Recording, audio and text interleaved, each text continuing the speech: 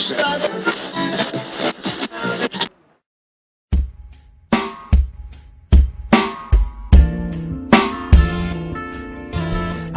nang isipin, ayoko nang sapitin. Ako na yung alipin at ayoko nang pilitin pa sa'yo.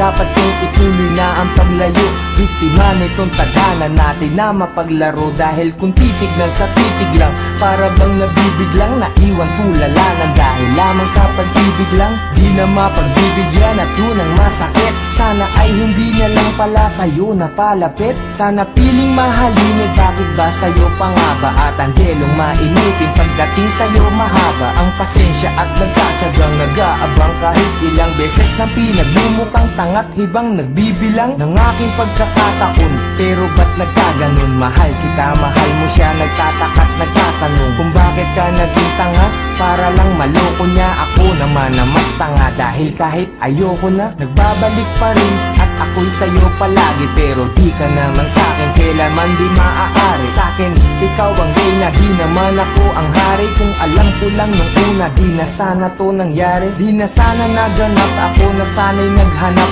ng ibang dapat ibigin. Di na sana ko hirap sa kalagayan ko ngayon. Kung nalaman ko noon na maiilab pala ko agad sa isang iglap, sana di na lang.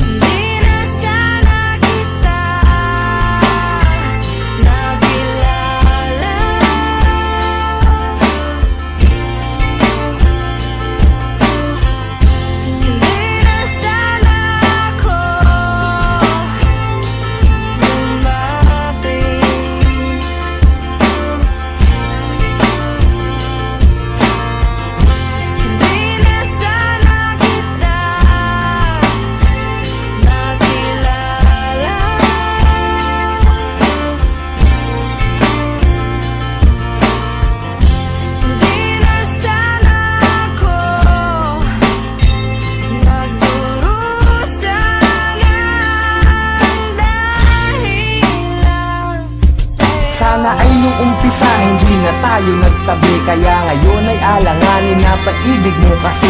At naging kabado na ako kahit di pa nagkape. Umaasta na ayos kahit na hindi naman kami. Sana di ka napayuhan tungkol sa mga ex. Sana wala akong cellphone para di ka nakatext. Nung inag kita sa Facebook, sana di mo inaccept. Ngayon sarili ko, bakit ba hindi ko masagip? Sana di na umalalay sa'yo sa pagtawid. Pagpunta mo sa Cavite, sana di na naghatid. At ang aking nahawakan, sana di sa iyong kamay. Kaya ako'y nahihirapan pagka di ngayon sanay. Nawala ka sa tabi, parang wala sa katinuan. Sana di na uminom, para di ka nakainuman. Sana di na naglasing, para di naging pranay na kahit magpakasabog. Sitwasyon ganun pa rin, na ako'y isang alalay na laging nakasunod. Na kahit ka pa nakalugay at kahit nakapusot, maganda ka pa rin sa paningin at palihim. Nakatingin sa'yo mula umaga, tanghali hanggang sa gabihin. Mahirap na tong gapiin kahit naipikit